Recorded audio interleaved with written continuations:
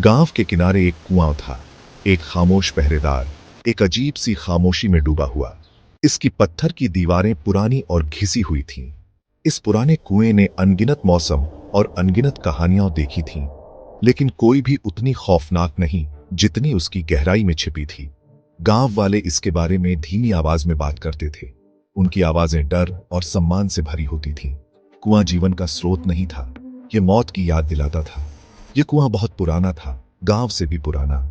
कहा जाता है कि इसे गांव के संस्थापक ने बनवाया था, एक बुद्धिमान बूढ़ा आदमी जिसका धरती से गहरा नाता था।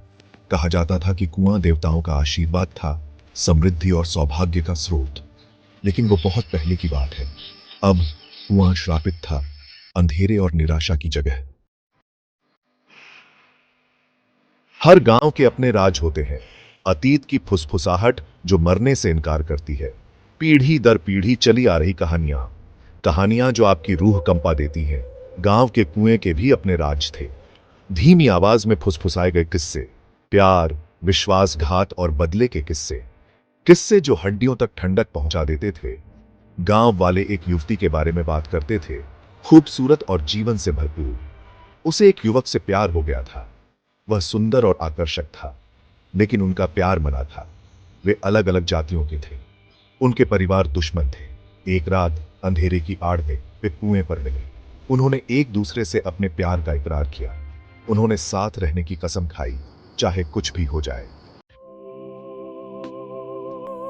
उनकी गुप्त मुलाकातें जारी रहीं, एक ऐसी दुनिया में खुशी के चोरी के पल जो उन्हें अलग करना चाहती थी। लेकिन उनकी खुशी ज्यादा दिन नहीं टिकी।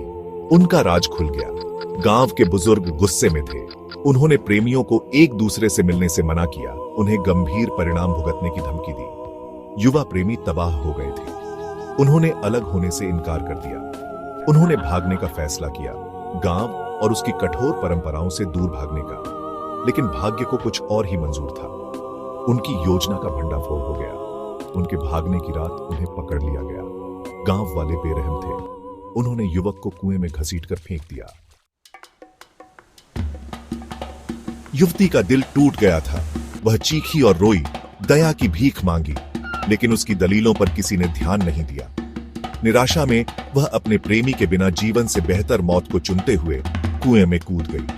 लेकिन उसकी मौत अंत नहीं थी, यह तो बस शुरुआत थी। जैसे ही उसने अपनी आखिरी सांस ली, उसने गांव को श्राप दिया। उसने कुएं को श्राप दिया। उसने बदला लेने की कसम खाई। उसने कसम खाई कि उसकी आत्मा हमेशा कुएं में रहेगी और गांव को कभी शांति नहीं मिलेगी। भाग 5, वापसी, अजीबोगरीब घटनाएं। साल बीत गए, गांव फला फूला। दुखी प्रेमियों की यादें धुंधली पड़ गईं, लेकिन कुआं बना रहा। अतीत की एक खामोश याद। फिर अजीबोगरीब घटनाएं शुरू हुई। पहले तो वे सिर्फ फुसफुसाहटें थीं। रात में कुएं से अस्पष्ट आवाजें आना। कुएं के पास तापमान में अचानक गिरावट। गांव वालों ने कुएं के पास एक सायेदार आकृति देखी। सफेद साड़ी में एक महिला, उसके लंबे काले बाल हवा में लहरा रहे थे।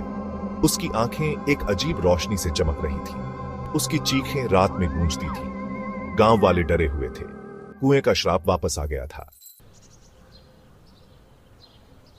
भाग 6, जांच, सच्चाई का खुलासा। अजीबोगरीब घटनाओं की खबर फैल गई। एक युवा पत्रकार के कानों तक पहुंच गई। वह कहानी से इंटरेस्टेड हुआ और उसने कहानी के पीछे की सच्चाई का पता लगाने के लिए गांव जाने का फैसला किया। उसने गांव वालों से बात की, उनकी कहानियां सुनी और कुएं की जांच की। लेकिन उसे किसी भी अलौकिक गतिविधि का कोई सबूत नहीं मिला। वह यह सब अंधविश्वास मानकर खारिज करने ही वाला था कि तभी उसकी मुलाकात एक बूढ़ी औरत से हुई।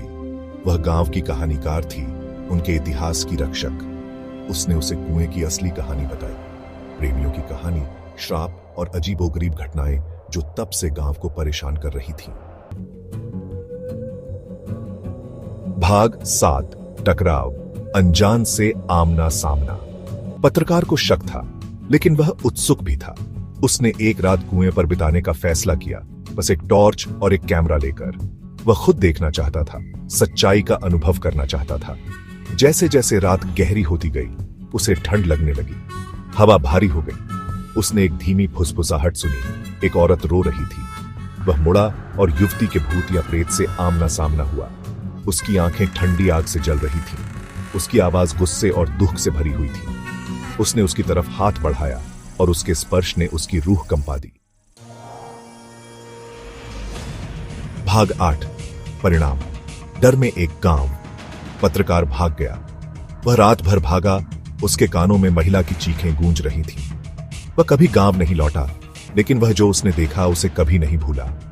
उसने अपने अनुभव के बारे में एक राष्ट्रीय अखबार में लिखा और उसकी कहानी ने पूरे देश में तहलका मचा दिया। गांव बदनाम हो गया।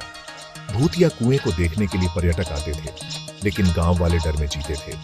कुएं का श्राप वापस आ गया था, पहले से भी ज्यादा ताकतवर। भाग 9। अनुत्तरित प्रश्न।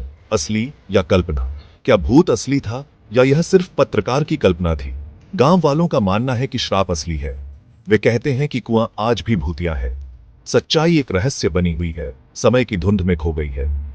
लेकिन एक बात पक्की है, कुआं अंधेरे की जगह है, दुहक की जगह है, एक ऐसी जगह जहां प्यार और मौत हमेशा के लिए एक दूसरे से जुड़े हुए हैं।